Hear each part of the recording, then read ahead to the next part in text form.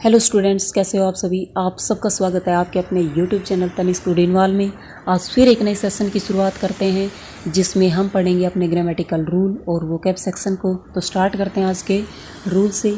यदि सेंटेंस में superlative degree आती है तो उससे पहले हम आर्टिकल द का यूज़ करेंगे। अब जैसे good, better,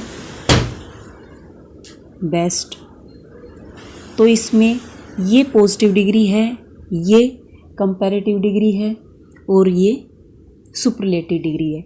superlative degree it means जब सभी में से किसी एक का चुनाव करना है तो ये समझ लेना हम सुपरलेटिव डिग्री का प्रयोग करेंगे। अब जो एग्जाम्पल यहाँ दिया हुआ है उसमें देख लेते हैं। जैसे blank biggest problem confronting them is the lack of time. अब ये बताया था सुपरलेटिव डिग्री आ रही है तो उससे पहले हम किसका यूज़ करेंगे, द का। और बिगेस्ट क्या है, सुपरलेटिव डिग्री है। अब जो यहाँ सेकंड एग्जांपल दिया हुआ है, ही इज़ माई, फिर ब्लैंक, उसके बाद बेस्ट फ्रेंड। अब ये बेस्ट क्या है, ये एक सुपरलेटिव डिग्री है। और माई इसमें क्या है, पॉजेसिव केस है। अब रूल ये है, यदि सुपरलेटिव डिग्री आए और उससे पहले हमें आर्टिकल का यूज़ करना है। According to this rule we have to use here the article the, but यहाँ पॉजेसिव केस भी दे रखा है तो इस वजह से हम यहाँ पे आर्टिकल का यूज़ नहीं करेंगे। यदि पॉजेसिव केस दिया हुआ है और फिर उसके बाद में कोई सुपरलेटिव डिग्री दी हुई है तो ये समझ लेना उस डिग्री से पहले हम आर्टिकल का यूज़ नहीं करेंगे क्योंकि वहाँ पॉजेसिव केस का यूज़ हुआ है। अब ये देखिए कि पॉजेसिव केस कौन कौन से होते हैं।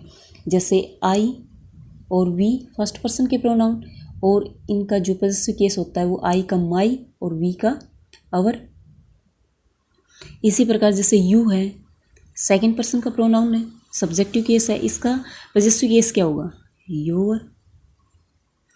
फिर थर्ड पर्सन का जैसे ही, सी, इट, फिर दे। अब इसका पॉजेसिव केस क्या होगा, हिज, सी का हर, और इट का इट्स, और दे का देयर। ये होते हैं possessive case of pronoun. I think आपको ये रूल पसंद आया होगा। तो अब स्टार्ट करते हैं अपने वोकैब सेक्शन को।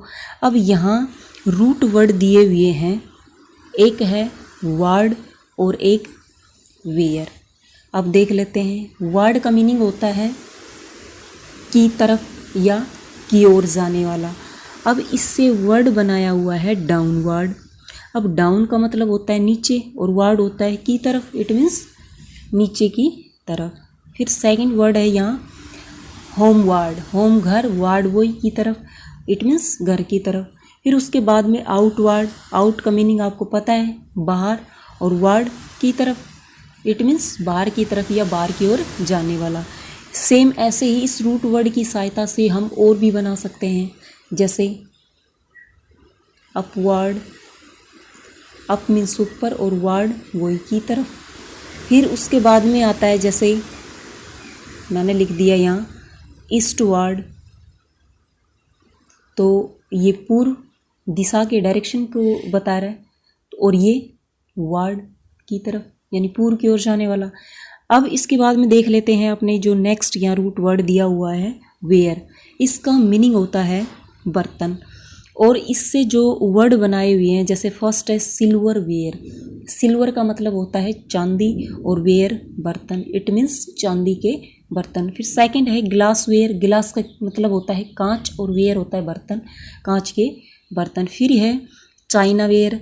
अब यहाँ चाइना जो दिया हुआ है ये चीन से रिलेटेड नहीं है बल्कि इसका मतलब है चीनी मिट्टी, और वेयर हो गया बर्तन, इट मीन्स चीनी मिट्टी के बर्तन।